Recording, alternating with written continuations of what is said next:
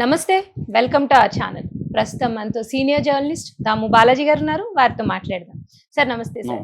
Sir Dil Raju రంగంలోకి దిగారని Allu Arjun case విషయంగా ఆయన తప్పకుండా సాల్వ్ చేస్తారు ఈ కేసుని అన్నట్టు వార్తలు వినిపిస్తున్నాయి సార్. అమెరికా నుండి రాగానే వెంటనే ఆయన సీఎం రేవంత్ రెడ్డిని అలాగే అల్లు అర్జున్ కూడా కలిశారని ఆయన ఇద్దరితో మాట్లాడినట్టు ఈ సమస్య నేను చూసుకుంటాను అని చెప్పినట్టు తెలిసింది సార్. దీని గురించి మీరు దిల్ రాజు ఆయన ఈ మధ్యనే Telangana film federation corporation film development corporation FDC Telangana FDC chairman ఆయన అయ్యాడు. సో అయితే ఆయన ఈ సంఘటన జరిగినప్పుడు అంటే మన అసెంబ్లీలో మాట్లాడడం తర్వాత మన పరిణామాలు ఏసీపీలు వీళ్ళు సిపి కమిషనర్ పోలీస్ సివి ఆనంద్ వీళ్ళంతా మాట్లాడడం ఇవన్నీ జరిగిన టైంలో ఆయన గేమ్ చేంజర్కి సంబంధించిన మీటింగ్ అమెరికాలో డల్లాస్లో జరిగింది. అక్కడ ఉన్నాడు. మండే నైట్ వచ్చాడు. రాగానే ఆయన ఫస్ట్ రేవంత్ రెడ్డిని కలిసినట్టు చెప్తున్నారు. ప్రధానంగా ఇప్పుడు ఆయన రేవంత్ రెడ్డిని కలవడంలో ఆయన స్వార్థం ఉంది. ఎందుకంటే దిల్ రాజు సినిమాలు 3 సంక్రాంతికి రిలీజ్ అవుతున్నాయి.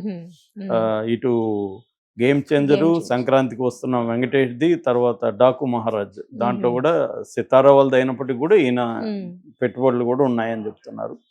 సో ఈ 3 సినిమాలకి ఇప్పుడు ఇబ్బంది ఏర్పడింది. ఆ ఇబ్బంది ఏంటంటే అసెంబ్లీలో మొన్న రేవంత్ రెడ్డి పుష్ప 2 గురించి మాట్లాడుతూ ఇక మీదట మేము బెనిఫిట్ షోలకు కానీ ప్రత్యేక షోలకు కానీ అనుమతి ఇవ్వము, అట్లాగే నెంబర్ ఆఫ్ షోలు వేసుకోవడానికి అనుమతి ఇవ్వము, టికెట్ రేట్లు పెంచుకోవడానికి కూడా అనుమతి ఇవ్వము అనేది చెప్పేశాడు.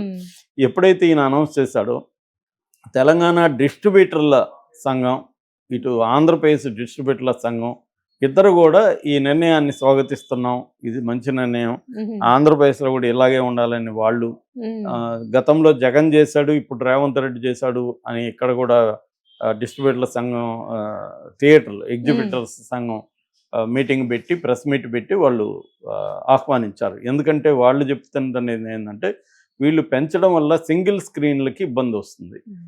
వీళ్ళు జనం ఏమనుకుంటారు, ఇది పెంచిన మొత్తమే పెరిగిందేమో, ఇతర సినిమాలకు కూడా పెరిగిందేమో అని వాళ్ళు రాకుండా ఉంటున్నారు. ఈ ప్రత్యేకమైన సినిమాకి 4 రోజులు 5 రోజులు పెరిగిందనేది వాళ్ళు అర్థం కావట్లే. వాళ్ళు ఏమనుకుంటున్నారంటే ఇంక మీద మొత్తంగానే పెంచేస్తారేమో, ఎందుకంటే రూరల్ పీపుల్ చాలా మందికి విషయాలు కరెక్ట్గా తెలియదు. అందుకని మాకు సింగిల్ స్క్రీన్ పెద్ద దెబ్బ తగులుతుంది, పైగా వాళ్ళకేమీ రెవెన్యూ రాదు, అది డిస్ట్రిబ్యూటర్లకు వెళ్ళిపోతుంది. థియేటర్ ఓనర్కి ఆ రెంట్ అవి ఇస్తారు తప్ప దాంట్లో ఎక్కువ టికెట్లు అమ్ముకోవడం వల్ల మాకేం ఉపయోగం లేదు, అది ఆల్రెడీ డిస్ట్రిబ్యూటర్ల కంట్రోల్లో ఉంటుంది ఆ షోలు అవన్నీ. కాబట్టి మాకు లాభం లేకపోగా నష్టం జరుగుతుంది. కాబట్టి రేవంత్ రెడ్డి చేసిన దాన్ని మేము ఆహ్వానిస్తున్నాం అనేది. అట్లాగే ప్రజల్లో కూడా ఇది మంచిదే అని పుష్ప టైంలో ప్రజల్లో కూడా వ్యతిరేకత వచ్చింది చాలామందిలో. ఎందుకంటే అబ్నార్మల్గా ఆయనే రేవంత్ రెడ్డి అనౌన్స్ చేస్తాడు ఈ ఫ్యామిలీ 4 కలిసి 12,000 టికెట్లు పెట్టారని. అంటే ఒక్కొక్కరు 3,000 పెట్టి ఆ ఫ్యామిలీ వెళ్ళింది ఆయనే రేవంత్ రెడ్డి చెప్తున్నాడు. మరి దాని మీద కూడా విమర్శలు వచ్చాయి. ఆ ఫ్యామిలీ మరి 12,000 పెట్టి థియేటర్కి ఆ రోజు వెళ్ళాలా లేదని, చనిపోయిన వాళ్ళ గురించి మనం బ్యాడ్గా మాట్లాడకూడదు కాబట్టి చాలామంది వెళ్తారు. వాళ్ళు కూడా ఆ టెంప్టేషన్లో వెళ్ళి ఉండొచ్చు.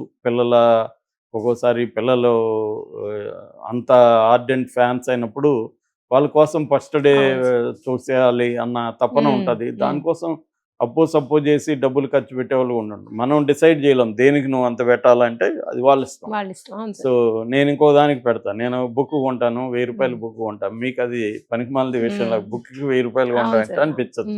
కాబట్టి దట్ ఈస్ దైర్ ఇది. కానీ అంత స్థాయిలో డబ్బులు పెట్టడం అవసరమా?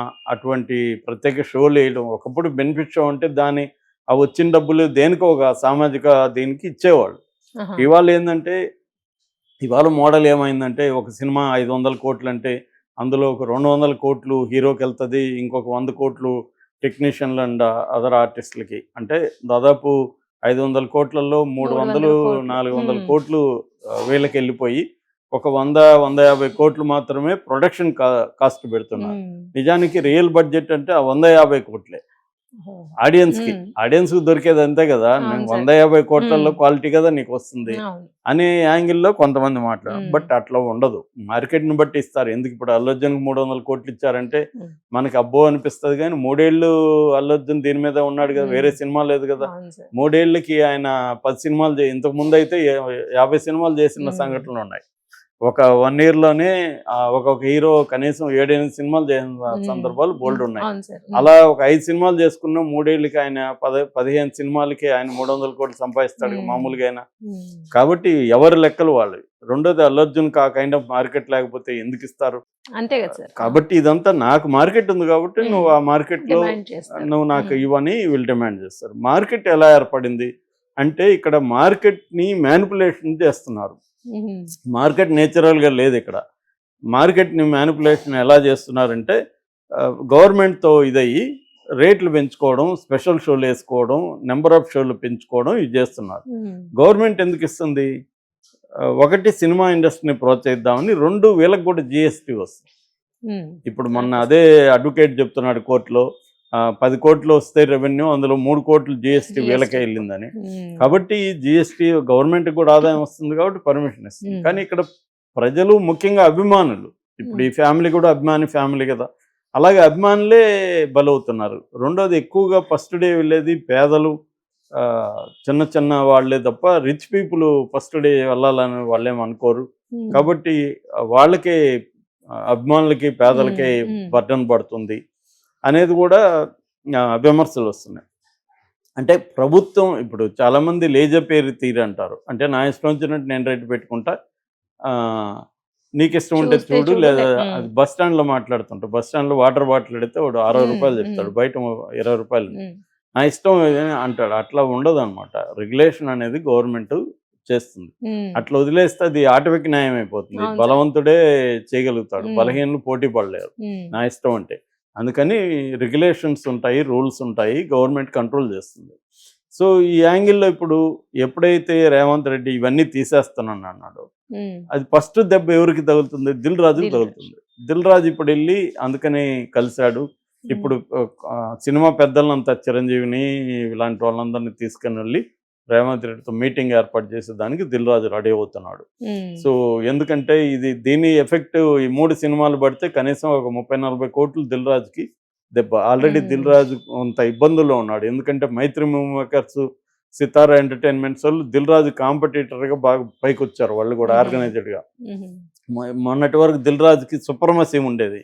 అంటే డిస్ట్రిబ్యూషన్లో కూడా ఆయనకి పోటీ పెద్దగా ఉండేవాళ్ళు కదా. వరంగల్ సీన్ అని కొద్ది రోజులు చాంగమ్మ చేశాడు, కానీ దిల్ రాజుకి పోటీ ఇవ్వలేకపోయాడు. కానీ మైత్రి మూవీ మేకర్స్, సితారా వీళ్ళు కూడా డిస్ట్రిబ్యూషన్ రంగంలోకి ఎంటర్ అయ్యారు. వీళ్ళు ఆర్గనైజింగ్గా వస్తున్నారు. ఇప్పుడు థియేటర్స్ కూడా మైత్రి మూవీ మేకర్స్ థియేటర్ దీంట్లో కూడా ఎంటర్ అయిపోతున్నారు. కాబట్టి దిల్ రాజుకి ఆల్రెడీ కొన్ని కష్టాలు ఉన్నాయి. ఆయన సినిమాలు కొన్ని ఫ్లాప్ అయినాయి. విజయ్ దేవరకొండ సినిమా కానీ, ఫ్యామిలీ స్టార్ అది కానీ 2-3 సినిమాలు ఆయన ఫ్లాప్ అయింది. ఇప్పుడు దీనికి కూడా ఓవర్ బడ్జెట్ అయిపోయింది. గేమ్ చేంజర్కి 500 కోట్లు అయింది. 1 year గ్యాప్ వచ్చేసింది మధ్యలో. సో ఇప్పుడు 500 కోట్లు రికవరీ కావడం అంటే మాటలు కాదు. అందుకని ప్రతిదీ కౌంట్ అనమాట. రెండోది పుష్ప 2 వల్ల గేమ్ చేంజర్కి రావాల్సిన పబ్లిసిటీ కూడా రావాలి. డల్లాస్లో జరిగితే మనం అందరూ డల్లాస్ గురించి మాట్లాడుకొని ఉండాలి యూట్యూబ్ ఛానల్ దగ్గర, కానీ మనం ఎవరు మాట్లాడలేదు. ఎందుకంటే ఇది సెన్సేషన్ ఉంది. అలాగా అన్ని రకాలుగా దిల్ రాజుకి ఇబ్బందులు ఉన్న క్రమంలో రేవంత్ రెడ్డి ఏమన్నా హెల్ప్ చేస్తాడనేది ఆయన కలిసినట్టుగా అర్థమవుతుంది.